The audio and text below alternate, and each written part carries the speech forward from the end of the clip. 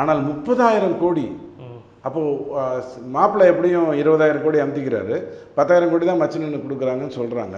அப்போ 10,000 கோடி உங்ககிட்ட இருந்தால் எதை வேணாலும் பண்ணுவீங்க, எதை வேணாலும் பண்ணுவீங்க. போதை வியாபாரம், இதுவா அது, அதுவா அது பண்ணு, எல்லாத்தையும் பண்ணுவீங்க. அப்போது நாட்டுக்கு பெரிய ஆபத்து. ஒரு மனிதன் அவனுடைய உயரத்துக்கு ஏற்ற அளவுக்கு தான் அவனுடைய சேமிப்பும் இருக்கணும், வருமானமும் இருக்கணும், இதுவும் இருக்கணும். அதுதான் அளவான ஒரு விஷயம். அதுக்கு தான் நான் பயப்படுறேன், நல்லா புரிஞ்சுக்கோங்க. ஆனால் நீங்கள் அதெல்லாம் பற்றி கவலைப்படலை. யாருன்னா என்ன சார் அதெல்லாம் சும்மா அவர் சொன்னார் சார், அப்புறம் இல்லைன்னு அவரே சொல்லிட்டாருங்கிறீங்க. அப்படி இல்லை. இதுதான் டாஸ்மாக் விஷயத்தில் பெருசாக விளையாடுது.